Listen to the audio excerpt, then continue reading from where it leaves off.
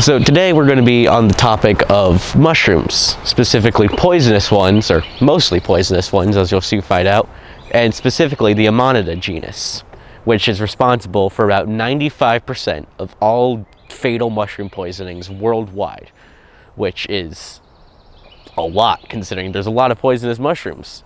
In fact, 50% of those Amanita deaths are caused by a single species alone, called the death-capped. Aptly named, if you ask me. Its scientific name is Amanita phalloides. It contains 3 toxins: amatoxin, phallotoxin, and virotoxin. Phallotoxin is, I believe, a neurotoxin, and same goes for virotoxin. Amatoxin, however, produces an enzyme that prevents you from properly making DNA, which makes everything in your body. So it's just a little bit bad. And then the other 2 toxins target your liver, your kidneys, and your central nervous system, rapidly shutting all 3 of them down. And so far, the really only way to treat it is with organ transplant, hefty hydration, or some chemicals have been proven to nullify said toxins. But all in all, it's not a great time for you. And that's just one of them. That's just the flagstone species.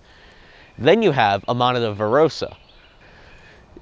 Its common name is destroying angel, which is horrifying, personally, if you ask me. I don't think that's a good thing. And what makes destroying angel special is after, it gives you horrible diarrhea, coughing up blood and all that, laying on the floor feeling like you're dying, you feel fine for a few days. But once you feel fine, it's a sentence to the end, because 2 days of feeling fine, then all of a sudden you feel 10 times worse than before, and it's too late by the time you feel fine. These 2 mushrooms do most of the poisoning in this family because they look similar to other edible mushrooms in their areas. Oftentimes in America, Asian immigrants will come in, and these poisonous mushrooms look nearly identical to edible ones they have back at home, which can cause a lot of problems. And another thing is, it's told that death-cap is actually incredibly tasty, which just makes it that much more problematic. It's tasty, and then it has 3 absolutely messed up toxins. And since it's a mushroom, that serves no survival purpose. It just felt like it, which is frankly terrifying. Then you have stuff like the fly agaric, or Amanita muscaria. Muscaria, yeah. These names are weird, I swear.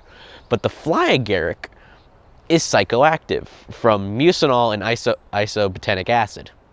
I think I said that right. These are some really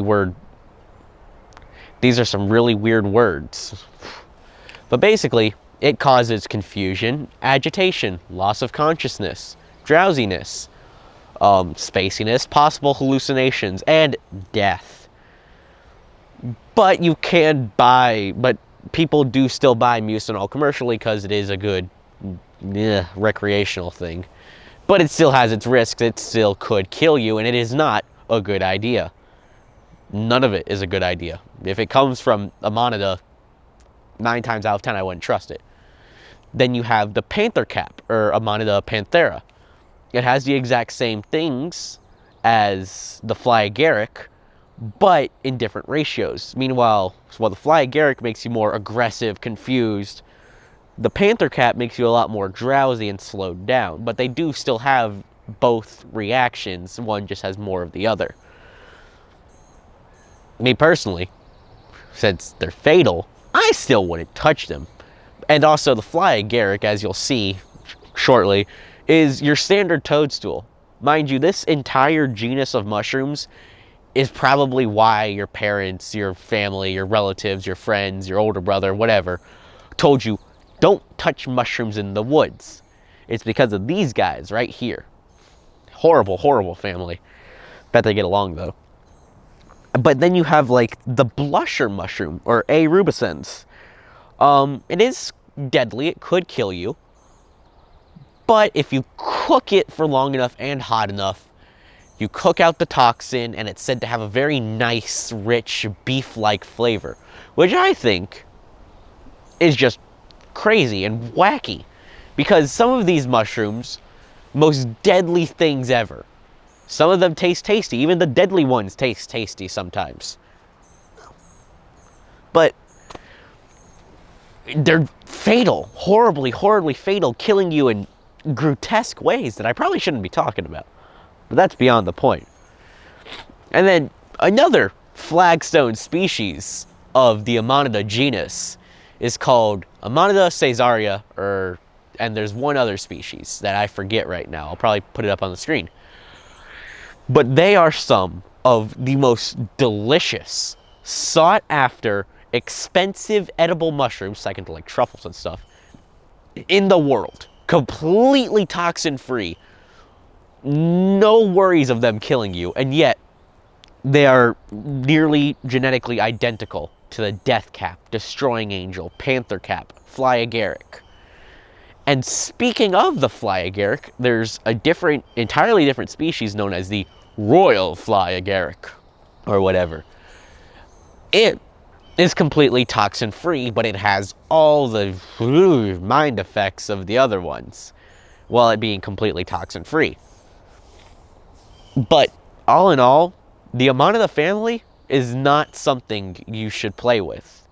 It is a good warning to not touch mushrooms in the woods, because mushrooms don't have to worry about survival instincts. They just do whatever, as evidenced by the death cap.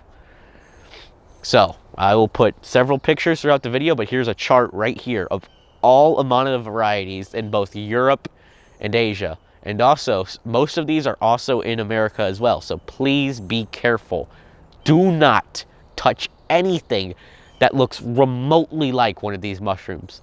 Please. This was intended to be a longer video, but I'm planning on making this a longer series talking about different mushroom genuses. Maybe not all of them are going to be toxic, but all of them are going to be either prominent or just have absolutely crazy things. Thank you so much for watching, and I will see you later.